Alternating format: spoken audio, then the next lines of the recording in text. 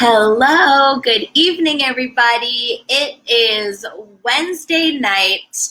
Welcome. You are watching Wind Down Wednesday, the weekly online show where we all share a glass of wine. Well, I guess technically we don't share it, but we drink some wine, have a nice bottle of whatever suits your mood tonight, and chat about various different topics. And tonight, my co-host is one of my best friends in the entire world, my brother from another mother. And he is not ready, and now he's ready.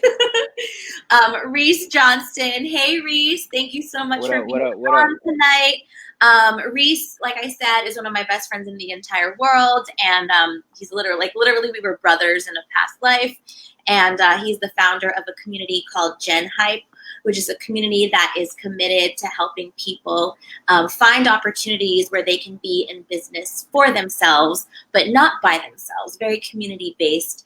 And if this is your first time watching the show, welcome. I usually ask that you let us know that you're here by dropping a comment so we can say hello to you.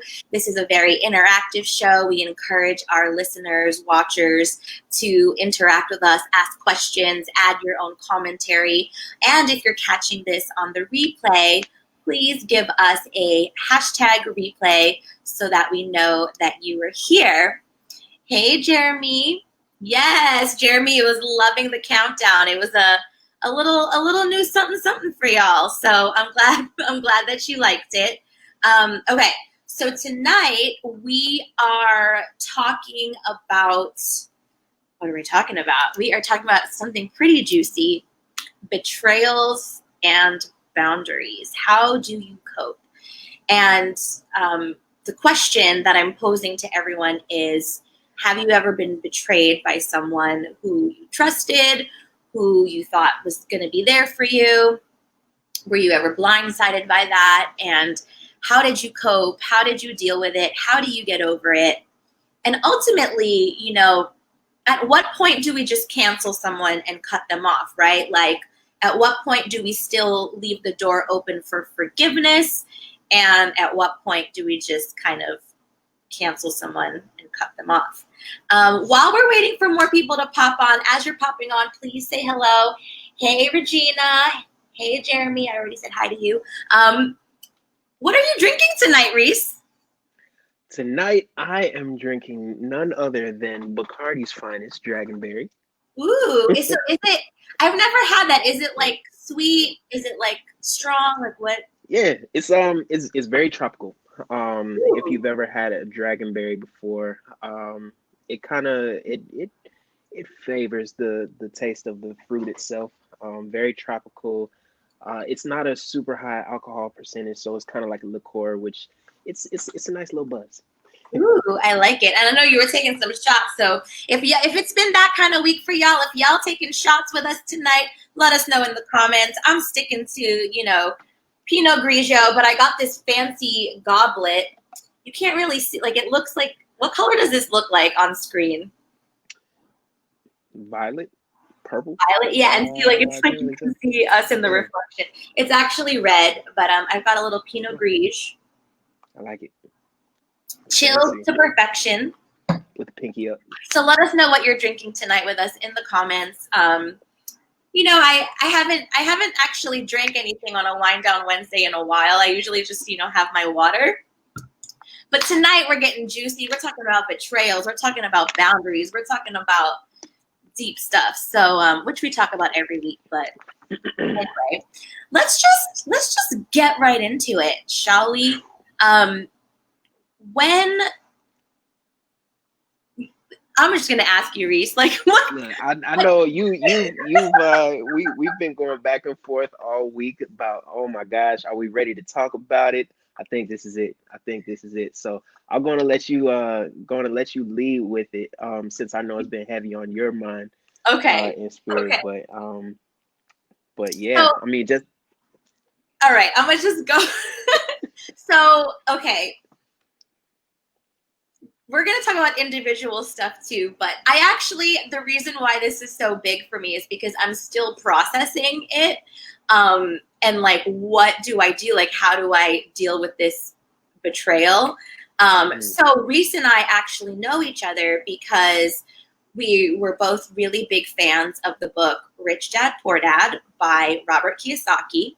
And That's how we know. And so much that we followed him and we just followed his teachings, and we had a passion for bringing the Rich Dad Poor Dad teachings to young people like us. And so we've been following the book for well over 10 years now. And you and I, we've known each other now for like, we always calculate that, I don't know, like around 8 years or whatever. And we met because we were both taking classes through that umbrella, you know, that company or whatever it was, the Rich Dad Education Company. The experience, right. The experience. And so we met through that. We created a bond through that. We also met a lot of amazing people through that.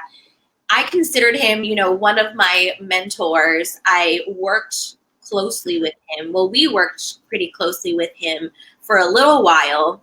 And essentially, through him, I was able to really step into my dream job, which was speaking on stages in front of hundreds and sometimes even thousands of people.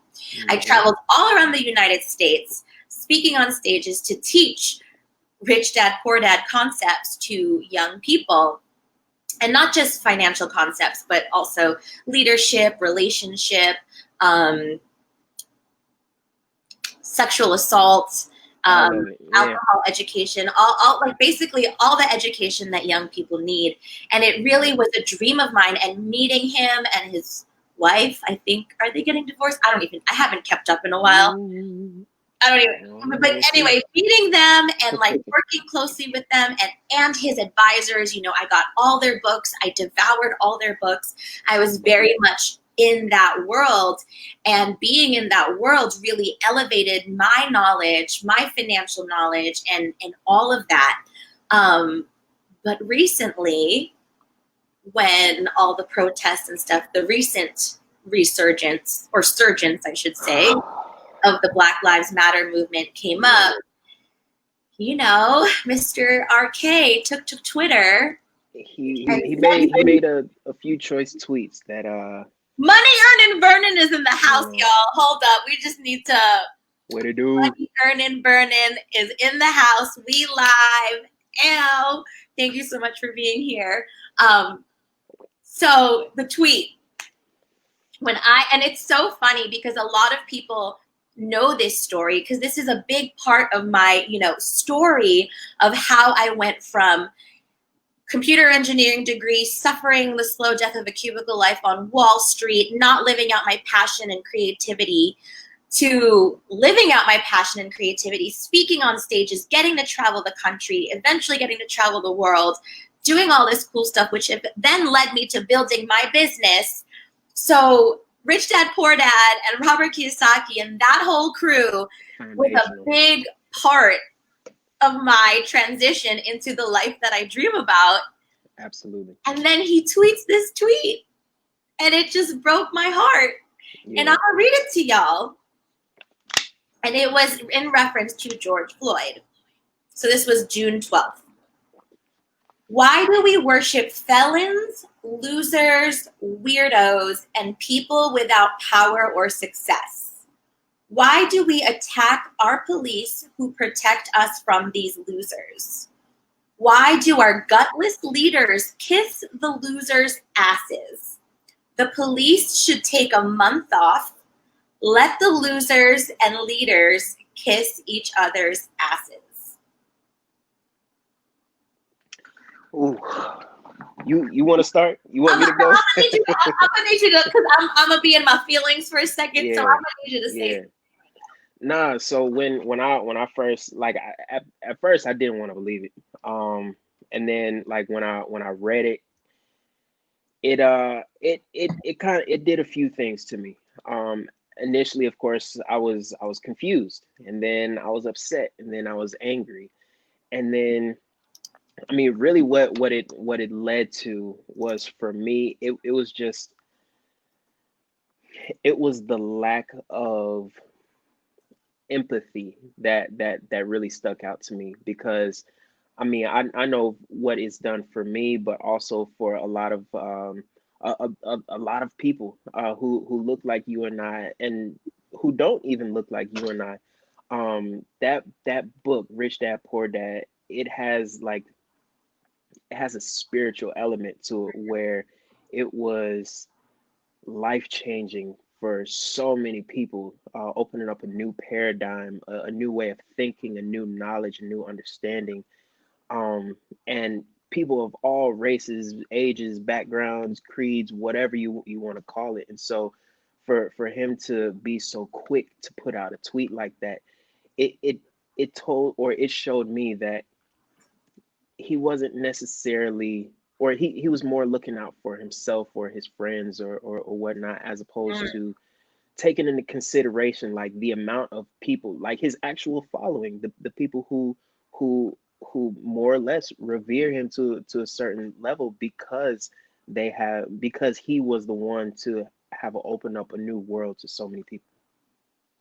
I mean, yeah, and here's the thing, you know, you and I have had a chance to experience him live, and you know, his voice in the book Rich Dad Poor Dad is much more of a palatable voice for a more general audience. And like you said, that book, gosh, it's just changed so many lives, and it's changed my life so much. And I've recommended it to so many people. But experiencing him in person, I mean, you know, he was in the military, so he definitely had, what is it, the mouth of a sailor or whatever they call it. And he always used terminology like losers and idiots and lazy people. But never so in that way, just so directly, like you said, like lacking empathy. And it broke my heart, because around that same time, I also had family members sending around the video of She Who Must Not Be Named, talk, why are we making George Floyd like this hero? And it's just, and it always reminds me of what one of my friends, Jason, says. If you're ever watching this, hey Jason, you know, they kill us twice. Well, I'm not saying us. I'm not a Black man, but you know, he says they kill us twice. Sure. So not only do we get murdered, or you know, Black men, Black people, Black trans people get murdered, then after they're murdered, it gets justified by then murdering their character. Slandering, yeah, exactly.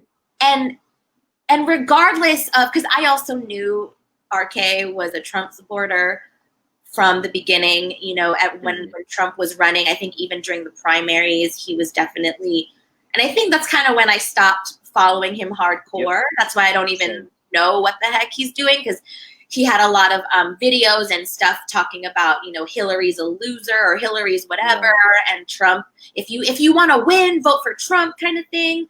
And so I just was like, the buddy thing, you know, I mean, they've written books together and stuff. Right. Regardless of what you believe, I just don't understand how people with a conscience, and maybe they don't have a conscience, can speak so ill of a man who died so brutally and unjustly, or speak so ill of someone, period. But like, especially, like, you know, it's just like why you gotta be like that? It doesn't have to be like that. It doesn't. And so the question that I pose, you know, just kind of like back to the main topic, which is like betrayals and boundaries. How do you cope? Like, because it certainly felt like a betrayal.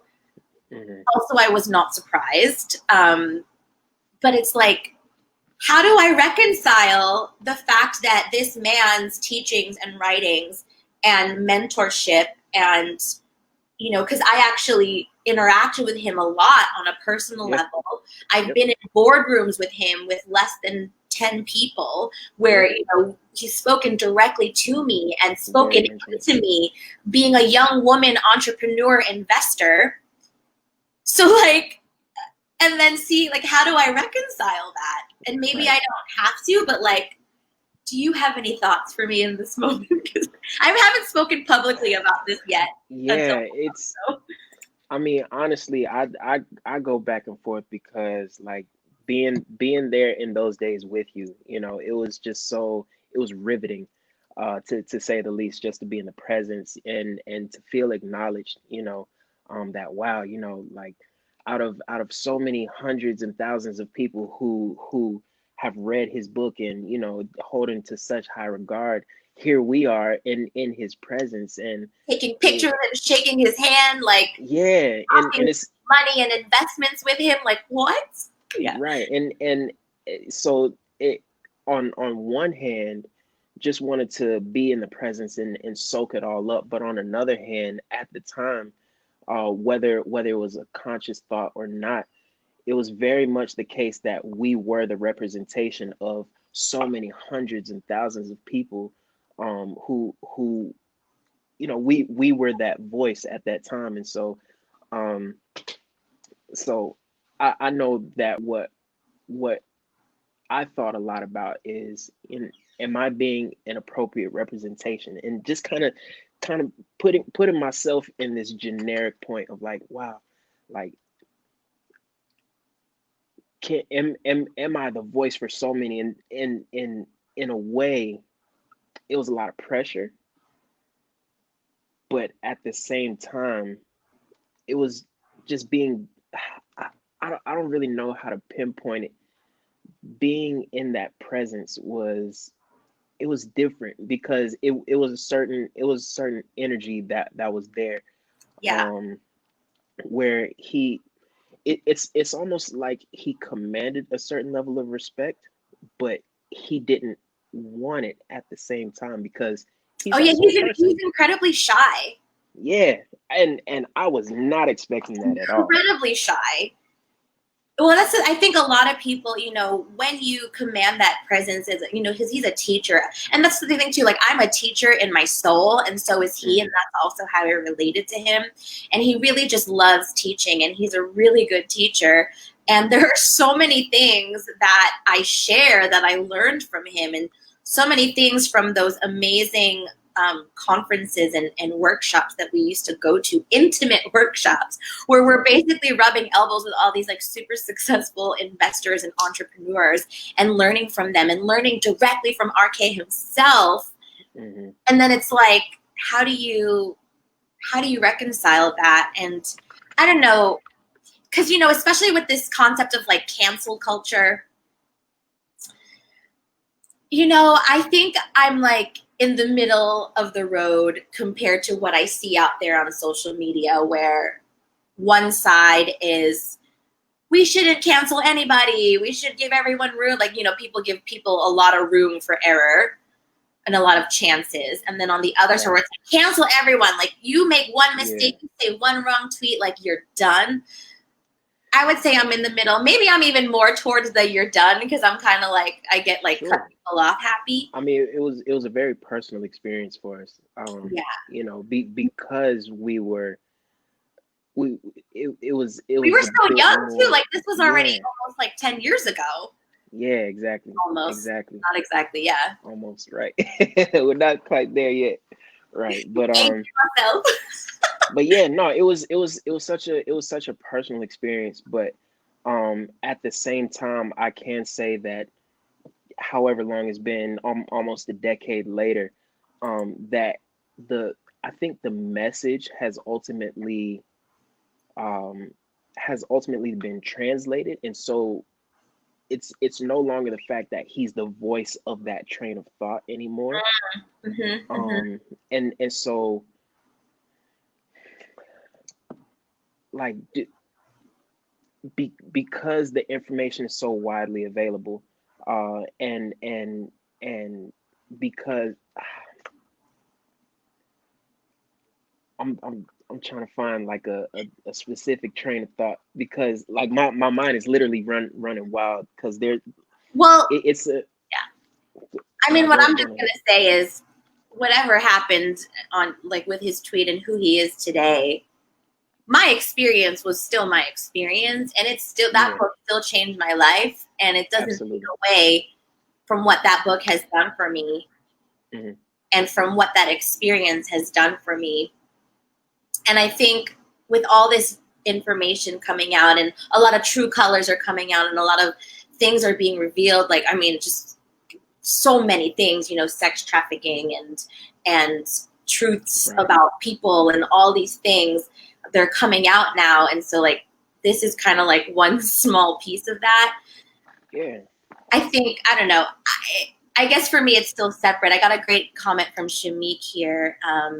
Robert believes that he is superhuman.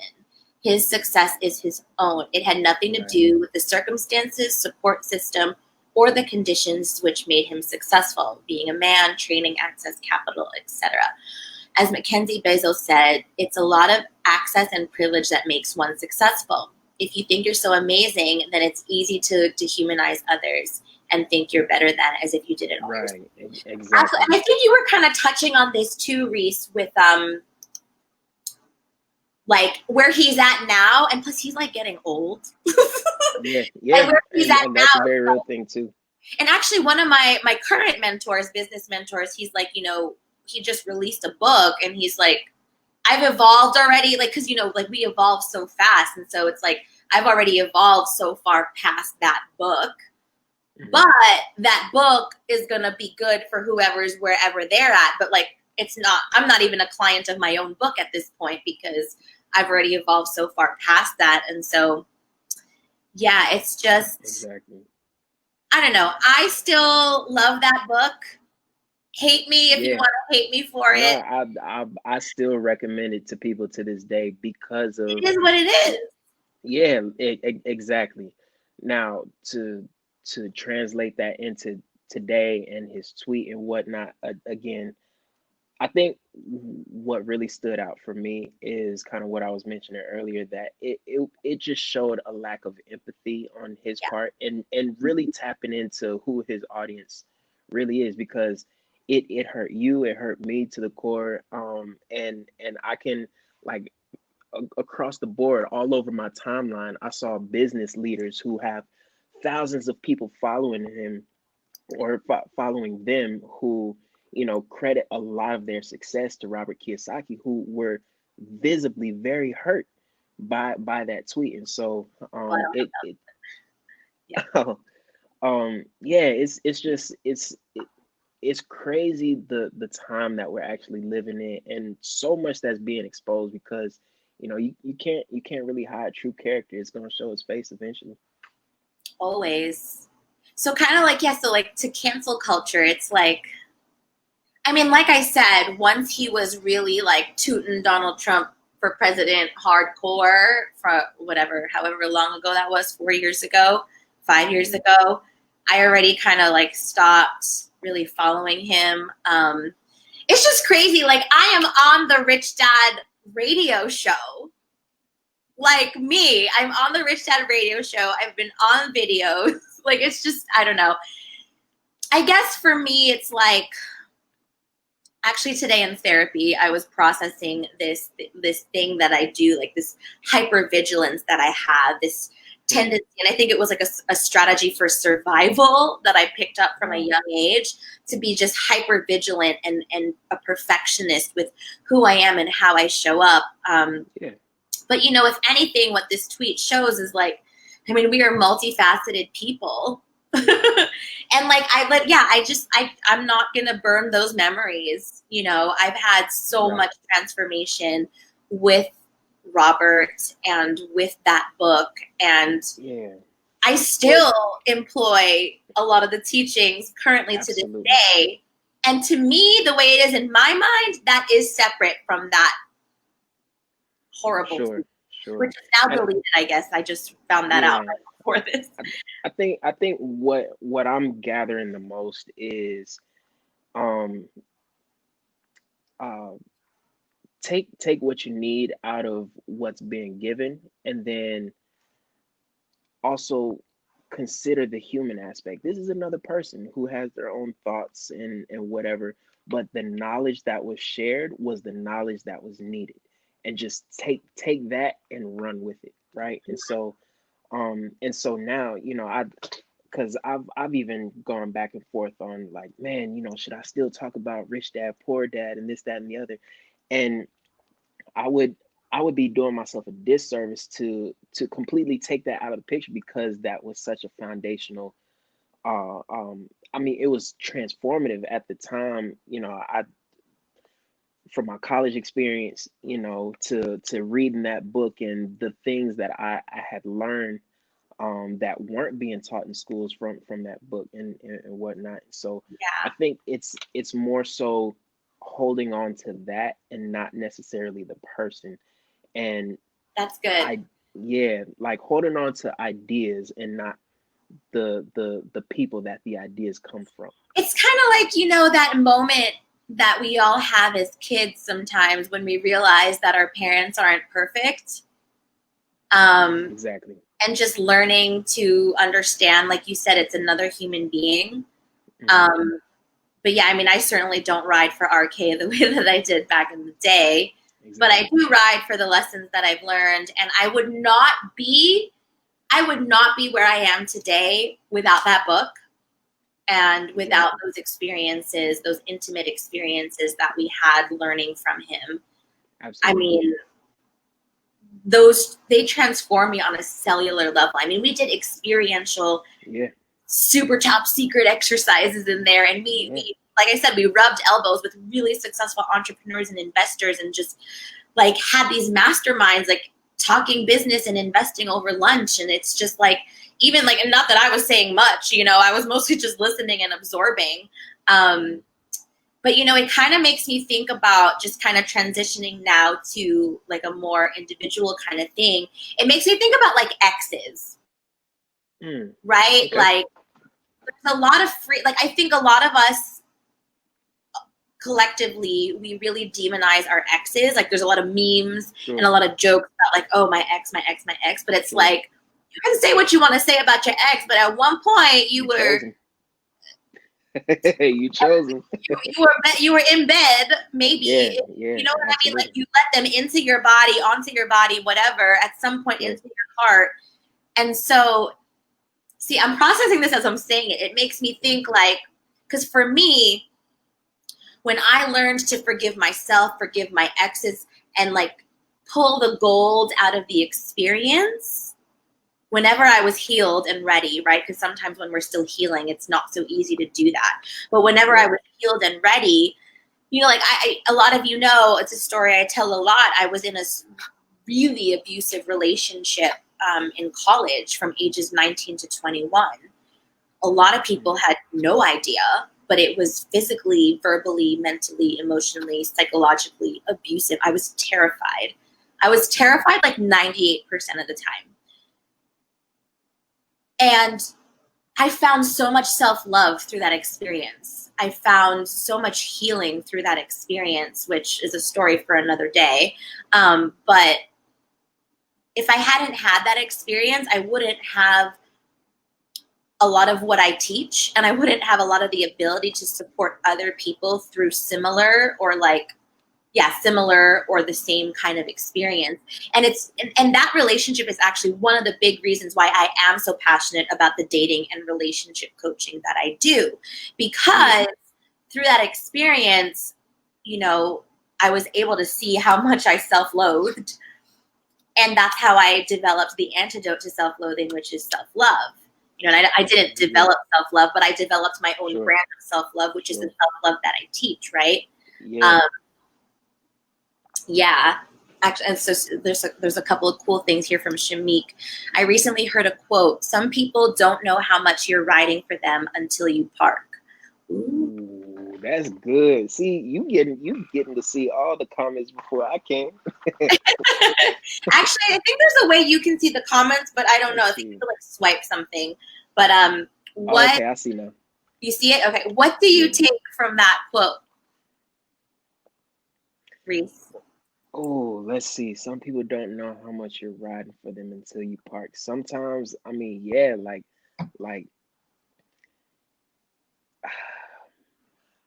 let me speak from personal experience. So there's Hey, been plenty of times. What up? What up?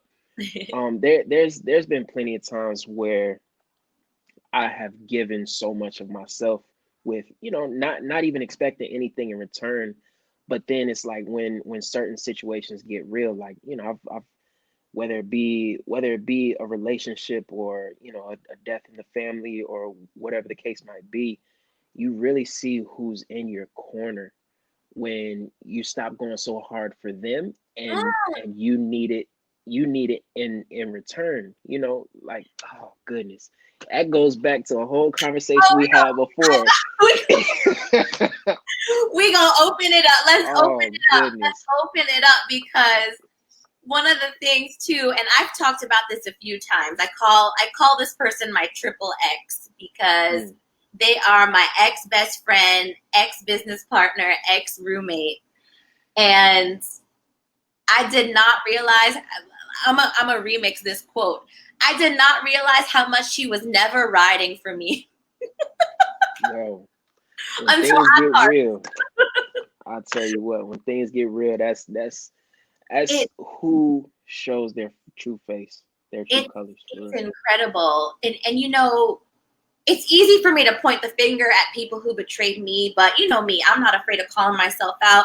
That's why I call it courageous self-love, because courageous self-love is about calling yourself out. Like, a big part of my self-love journey, the last, I want to say, 3 or 4 years, has been really being honest about how I end up in the relationships and friendships that I do. Right. And what's the dynamic that keeps that going?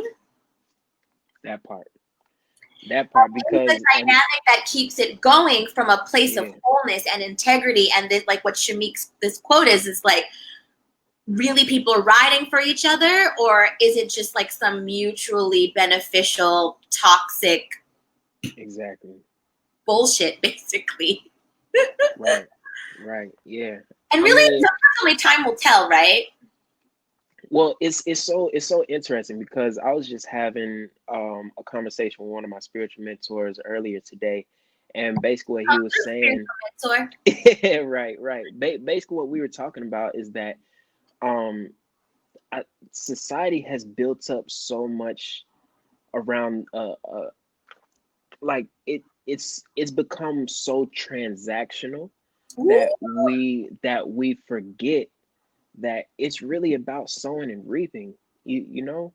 Oh goodness. See, you about to get me preaching up in here. Come through sermon. We're gonna need to run that back.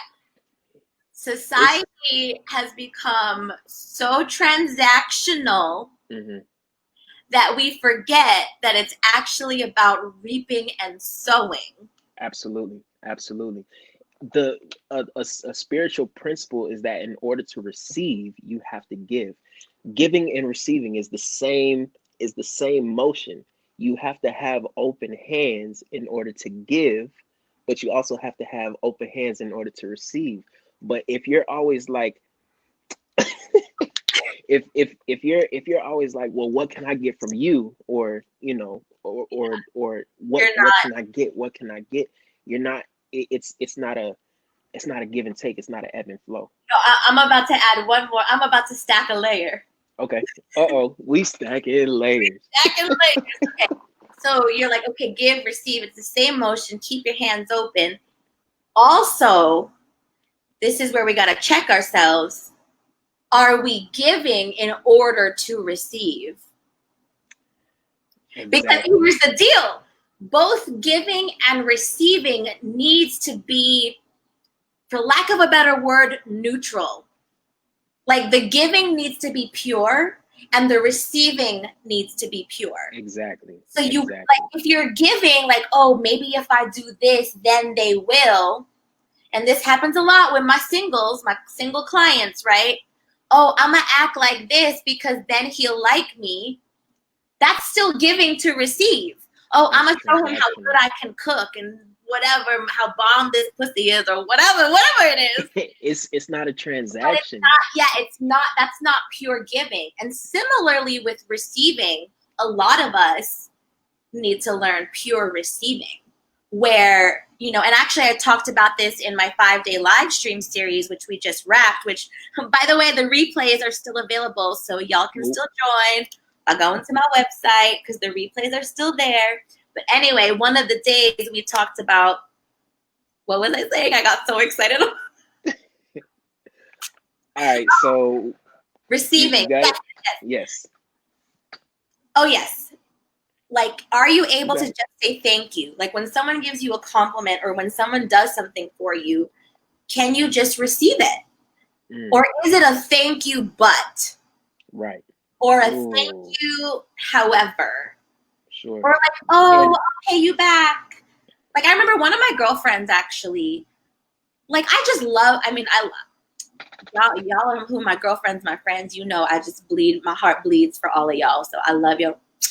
So one of my girlfriends, you know, I just love her so much. And I just want to, like, sometimes I just want to, like, buy her lunch. I just, like, I got it. Or buy her boba tea or whatever.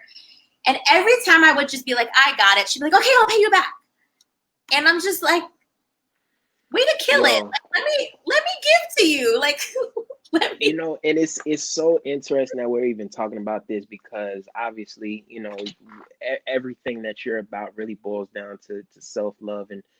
And one of the things that has always rung true, just one of the constant things that I've heard growing up is that you have to fill your cup and allow your overflow to fill others. And when your cup isn't full, how can you truly receive?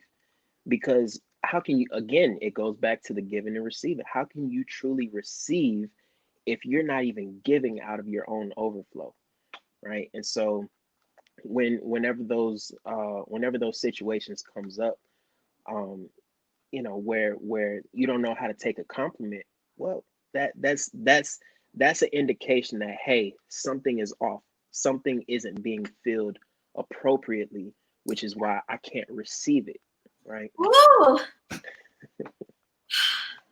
Hey, Andrea, let me just say hey to all. We're getting hearts up in the building. People are feeling it.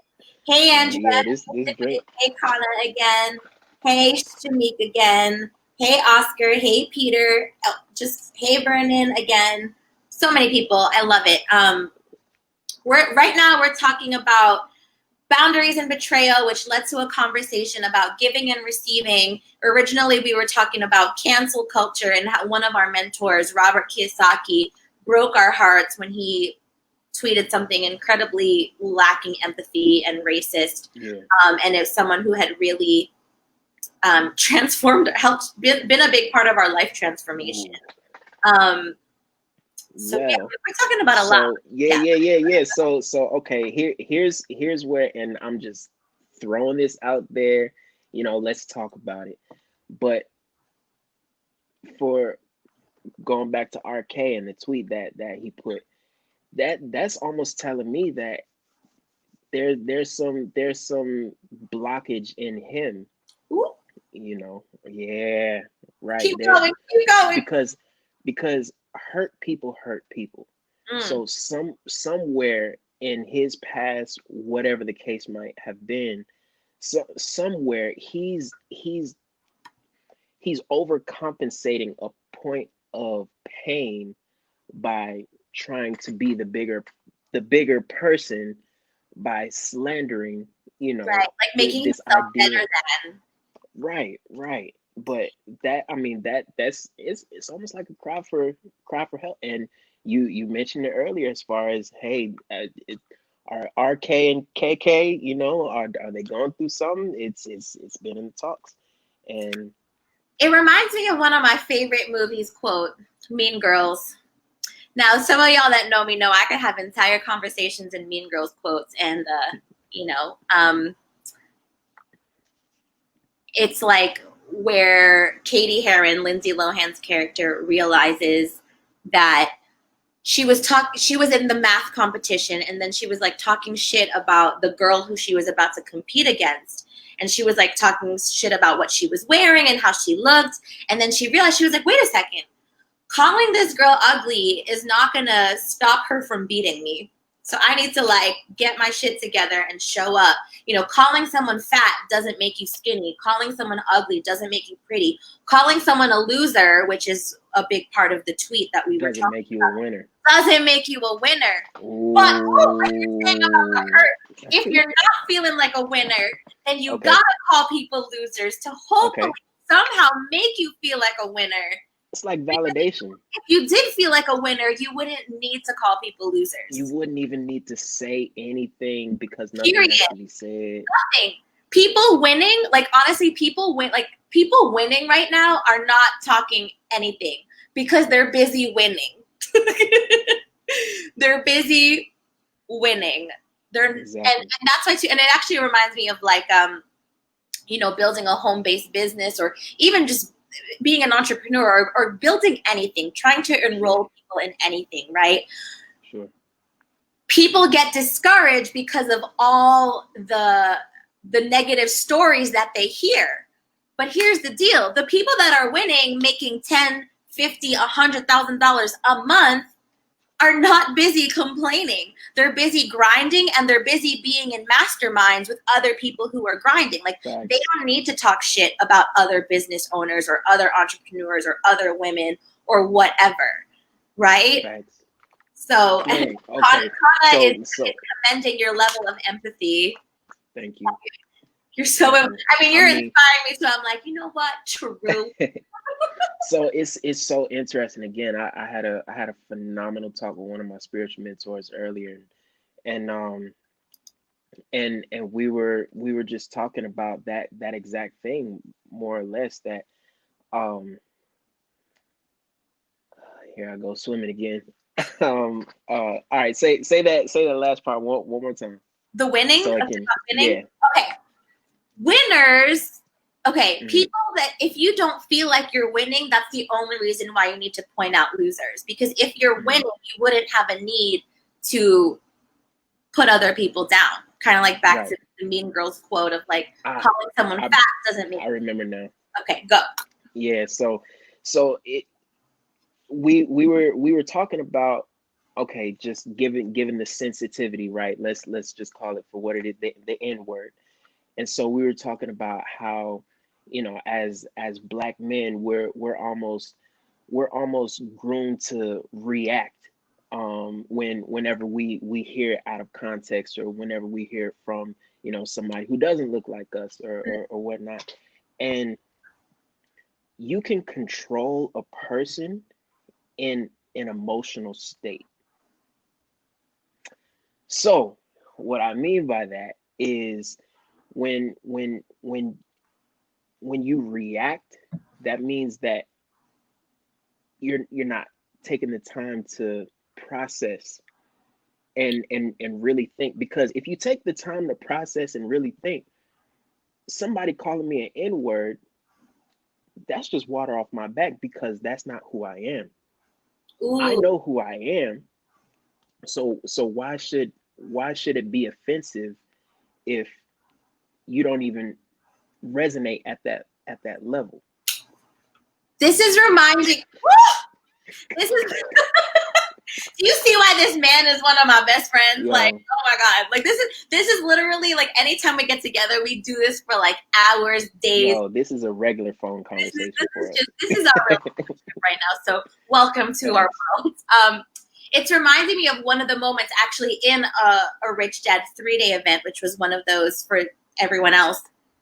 Earlier, we were talking about how we've had this, you know, relationship with Robert Kiyosaki and blah, blah, blah. And we learned a lot from him. So we were invited to these like exclusive 3-day events where we learned from him and all his advisors about entrepreneurship, investing, relationships. And it was a very experiential thing. And it was like a full 3 days. And it was literally his gift to his community. Like no one, well, I don't know if people had to pay for it, but I know we didn't have to pay for it. But like, blessings. You were invited. And it was purely because he loved to teach. And this is why like his love to teach and give in that way, it doesn't match up with that tweet. But anyway, that tweet at all. He just loves to teach. And so he would invite like a very select few people.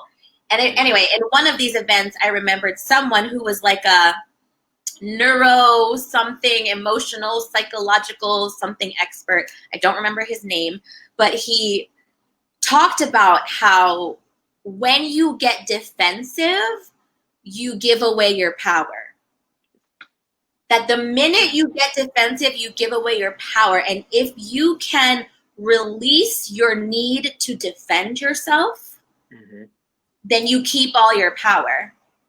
Exactly. And it was interesting because in that moment, as he was sharing, I think Robert like tested him in that split second and kind of said something like offensive to him.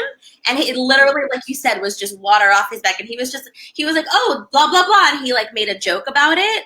And everyone was like, oh, look, like he didn't get defensive. It's like the minute you get defensive about something, you're giving away your power to that person, because then that person has been able to infiltrate whatever. Yeah. So on the flip side of that same coin, I think it's important for us to even explore, like, okay, are we really taking offense to, the comment that he made? Because now we're giving away our power to him. You see what I'm saying? Which is exactly what he was going for. This whole idea of winners versus losers. Well, no, if we're giving that power away, then we're continuing to fan that flame. True. Which I think the conclusion that I've come to, like I said, is I don't agree with his comment. I think his comment was, and just for like, I think some new people joined. So if you don't know, like the tweet that he tweeted in June about George Floyd was basically like, why do we worship felons, losers, weirdos, and people without power? Essentially calling George Floyd, etc., losers, and that the police should have a month off or some Blue Lives Matter type crap, right? Giving that a lot of power. I think, like I said, the conclusion I came to was like, all right, that's a shitty statement. I don't agree with it. You're kind of shit for saying that. But also, your book is dope. I learned a lot from you, and my life would not be where it is had I not crossed your path and had I not worked with you in the capacity that I did. I would not have the experience that I can say that I've had if it wasn't for your book and what you wrote. So it's like all of that can be true. And stacking layers. One of the things that I say is like, you gain more power the more that you're able to, I call it like playing all the notes of life, right? And so if I can accept that darkness in him, that has me able to accept the darkness in me. Because let's be real, like I'm not always, it goes both ways. Like, I be people down sometimes. Absolutely. But let's talk about it. Let's talk about it. I mean, because very, very, very infrequently do we even take the time to look at ourselves in the mirror, because with the same hand that you're pointing a finger, you're getting 3 pointed right back to you, and so that really, like, whatever you bring attention to, exactly whatever right, whatever you bring attention to, just know that it's coming right back to you in the same, if not even more, in the same level, if not even more, under scrutiny. Yeah, and like a lot of the times it's all like projection, and like I like to see the world, like I like to say, the world is just a mirror of who you are. Sure. And how you see the world is just how you see yourself. So if you see the world as a joyful, open, happy place full of opportunity, that's because that's what you see possible for you. But if you see the world as a scarce, shitty shithole, that's probably how you feel about yourself. And it's interesting, though, talking about all this. And Andrea's saying amazing. That's key. Great point. All the finger pointing has removed folks from looking in the mirror. Yes, absolutely. So let's actually talk about this, right? Because this is something that I often need to reconcile, sometimes on a daily basis, right? Because y'all know, a lot of y'all know, I'm super spiritual and woo-woo, so I believe in that. I do believe in that love and light shit, you know, like what you believe will manifest, and if you see scarcity, then that's what you'll manifest, and blah, blah, blah. However, a lot of y'all know I'm a super social justice warrior, and I will speak out against injustices. And so I think a lot of people, myself included, sometimes have trouble reconciling the two. It's like, how can you be an advocate for social justice while at the same time, like, all love and light and stuff like that? But what I say is, it's not all love and light. That actually the darkness, hate and dark, whatever, is also part of it. We wouldn't have love and light if we didn't have hate and dark, right? Duality. Exactly. So you're right. But also, like, duality is like an illusion, which we don't have time to go down that rabbit hole tonight. But yeah, exactly. You know what I mean? It's like this beautiful, amazing, complex, cosmic, you know, beautiful masterpiece that God, universe, has created. But it's interesting. It just really depends on like what level frequency you're currently at, right? So for you, how do you reconcile the two? Because I absolutely do believe that there is, you know, white supremacy, social injustice, that the structures in place are absolutely not set up. Like, they're set up for others to win and for on the backs of others.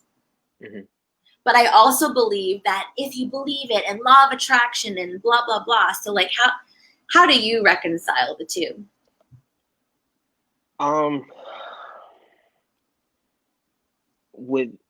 So to bring it back into a reality of sorts, like how can we make this applicable?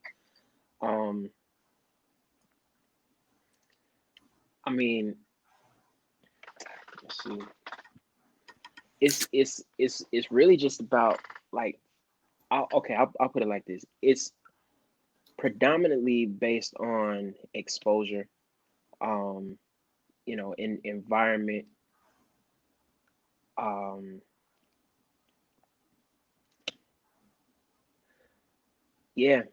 like in environment. So what are you continuing to feed, right? Like that parable of, like, you have two wolves inside you, and who's gonna win? Exactly. So I very frequently I find myself in the midst of, like, what does it mean to be black, and what does it mean to be a man, and, you know, this, that, and the other. But then it's just like, why even focus on these abstract concepts and just be, you know, and just and does my spirit feel fulfilled, right? Woo! And I think very, very often we take away the spiritual aspect of it because we're so caught up in this flesh, in the surface level. Oh, you look like that, you look like that. We come from different backgrounds, so on and so forth. When the real fact of the matter is that it's deeper than that. Everything operates at a spiritual level. We're spirits who live in a body. We're not bodies who, you know, who we're spiritual beings having human experience. Exactly. You know, so I think it's like, and Andrea said it earlier, which I think she was talking about something else, but I'm applying it to this moment. It's a both and, right? I mean, yeah, we could go down some real rabbit hole. Like, so it's a both and. I'm gonna use that comment, where we are spiritual beings living in having a human experience. I believe, and y'all don't have to agree with me, but I believe that at some point our soul chose this experience, this specific experience that we're living in right now, knowing that this experience would forward our soul's evolution. And so for whatever reason, you know, as a woman of color, as a Black man, right, like, we chose this experience to be on this side of social inequity for whatever reason. So that's like the spiritual truth But there's also the human truth, which is this shit's fucked up. Yeah. So it's a both and. You know what I mean? Yeah, it's like, okay, absolutely. so I could be in the 3D reality, but then I can also believe in like the 5D reality or 5D and beyond. You know, and this might be, I don't know who's ready to hear it. I don't think there's a simple answer. I really don't think there's a simple answer. Otherwise, we'd probably be talking about it. You know, like we as a people are still kind of figuring it out. I mean, you know, I do believe that like Earth and Earthlings are just very like not evolved. I definitely believe that are way further beyond evolved galaxies and whatever worlds out there. And there's like a joke that it's like I think it's like a meme or something where it's like other aliens drive by our planet in their spaceship and they lock their doors. Yeah, they're not ready yet. Yeah, no, seriously. I mean, so it is a both and it's like I think for people who are willing to like play with that and dance with that, that's where a lot of like the joy can come in, the abundance, the possibility, the openness can come in. And I, of course, do vacillate between the two, right? There are moments where I'm just like, I feel hopeless about this world that we're living in. Like, what the heck? Yeah. And there are so many heartbreaking things happening and so much evil happening. Yeah. But I also do believe that it's all happening for us and blah, blah, blah, love and light, blah, blah, blah. So Earth, it's just like anything else, right? You got to know your audience, right? Like if right, yeah, for sure. Someone is very in their 3D experience of scarcity and social inequity, etc. You don't want to love and light them because that's just stupid. You know, like kind of like when this is when for whatever reason this is coming up, like when someone close to you dies, and other people with well intentions are like, well, their spirit lives on and at least she's in heaven now with the angels. And it's like, you're totally bypassing my very traumatizing, horrified, sad experience. Yeah, exactly. Like and also you don't know if I believe that. Right. So it's like, I think as a people, we get to learn how to really connect and be with each other more. And you can still have your love and light 5D, whatever the fuck, but like also can you come down to earth and be real and actually connect human to human, soul to soul, flesh to flesh? Yeah. Do you know I'll put it like this, you know, I was raised as a Christian. So, you know, that's where a lot of my beliefs stem from. But like I'm a human, you're a human, we bleed the same. You know, I'm a man, you're a woman, but yet our blood is still our blood is still red. You're no more or less than I am. I'm no more or less than you are. So I think this whole idea of a hierarchy, so on and so forth, like that in itself is a root issue, and we have to take more time getting to the root of situations and not just pacifying things with a band-aid, you know. Like we as humans are not meant to rule over other humans. We're here to empathize with one another and you know, just live and be and become. It's I'm a firm believer that your purpose is not outside of you. It's not external. It's everything inside of you and what you're meant to become, who you're meant to impact, so on and so forth. Yeah. And so like there's so many places I want to go with this. You know, and actually I am looking at the time and I'm like, oh my God. Oh like, God, see, yeah, we like we can go on and on. To our world, like we literally, this is Reece, this is our relationship. We go for hours, days, weeks. Like we can just like we don't sleep. We just like eat and like talk, and then like whatever. So thank you so much for being on the show tonight, Reece. I would love to have you back. And thank you everyone for watching. As you know, every Wednesday.